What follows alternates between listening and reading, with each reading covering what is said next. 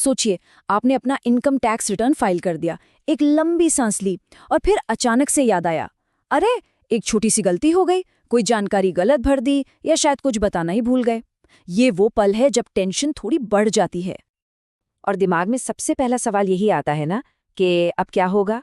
क्या कोई पेनल्टी लगेगी? क्या इनकम टैक्स डिपार्टमेंट से कोई नोटिस आ जाएगा? ऐसे ढेरों ख्याल मन में आने लगते हैं। पर जरा ठहरिए, घबराने की कोई बात नहीं है। अच्छी बात यह है कि इनकम टैक्स का कानून ये समझता है कि ऐसी गलतियां हो सकती हैं और इसे सुधारने का एक बहुत ही सीधा और ऑफिशियल तरीका भी दिया गया है। और वो समाधान है रिवाइज्ड रिटर्न। ये एक ऐसा कमाल का टूल है जिसके बारे में हर टैक्स पेयर को पता होना ही चाहिए। यह आपकी गलती को कानूनी तौर पर ठीक करने का एक रास्ता है। तो आखिर ये रिवाइज्ड रिटर्न होता क्या है? देखिए, इनकम टैक्स एक्ट का सेक्शन 139(5) साफ कहता है कि अगर आपने अपने ओरिजिनल रिटर्न में कोई जानकारी देना भूल गए या कोई गलत जानकारी दे दी है, तो आप उसे सुधारने के लिए एक नया रिटर्न फाइल कर सकते हैं। बस इसी दूसरे सुधारे हुए रिटर्न को रिवाइज्ड रिटर्न कहते हैं। चलिए, अब ये समझते हैं कि रिवाइज्ड रिटर्न फाइल करने की ज़रूरत कब और किन सिचुएशंस में पड़ती है। ये जानना बहुत ज़रूरी है ताकि सही समय पर सही कदम उठाया जा सके। तो वो कौन सी आम गलतियां हैं जिन्हें आप सुधार सकते हैं? मान लीजिए आप अपने सेविंग्स अकाउंट से मिले ब्याज की जानकारी देना भूल गए, या फिर किसी फिक्स्ड डिपॉजिट की इनकम रह गई। हो सकता है कोई डिडक्शन गलत क्लेम कर लिया हो, या कभी-कभी तो जल्दबाजी में बैंक अकाउंट नंबर या आईएफएससी कोड ही गलत टाइप हो जाता है। इन सभी मामलों में रिवाइज्ड रिटर्न ही आपका जवाब है। अब बात आती है सबसे जरूरी चीज की, डेडलाइन की। इसकी समय सीमा क्या है?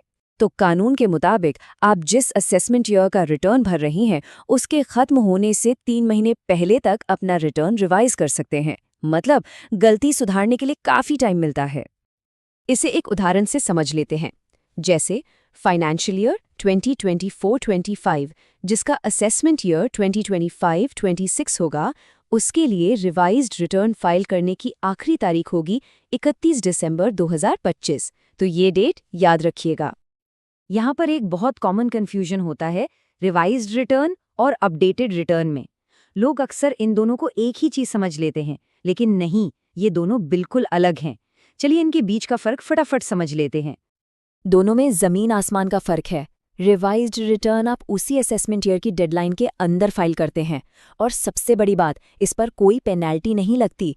वहीं अपडेटेड रिटर्न फाइल करने के लिए आपको 48 महीने यानी 2 साल तक का टाइम तो मिलता है, लेकिन इसके लिए आपको एडिशनल टैक्स और पेनल्टी दोनों ही चुकाने पड़ते हैं। तो स्मार्ट मूव यही है कि गलती पता चलते ही रिवाइज्ड रिटर्न फाइल कर दें। एक और बहुत ज़रूरी सवाल जो कई लोग पूछते हैं कि अगर इनकम टैक्स डिपार्टमेंट से रिफंड प्रोसेस होकर अकाउंट में आ भी गया हो, तो क्या उसके बाद भी रिटर्न को रिवाइज किया जा सकता है? और इसका जवाब है हाँ, बिल्कुल। अगर आपका रिफंड आ चुका है और उसके बाद आपको अपनी कोई गलती याद आती है, तब भी आप तय सीमा के अंदर रिवाइज्ड रिटर्न फाइल कर सकते हैं। कानून आपको ये सुविधा पूरी तरह से देता है।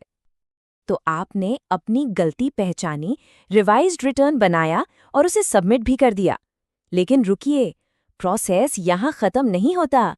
एक आखिरी और सबसे जरूरी कदम अभी बाकी है, और वो कदम है वेरिफिकेशन। जी हाँ, जैसे आप अपना ओरिजिनल रिटर्न वेरीफाई करते हैं, ठीक वैसे ही रिवाइज्ड रिटर्न को भी ऑनलाइन सबमिट करने के 30 दिनों के अंदर अंदर वेरीफाई करना बेहद जरूरी है।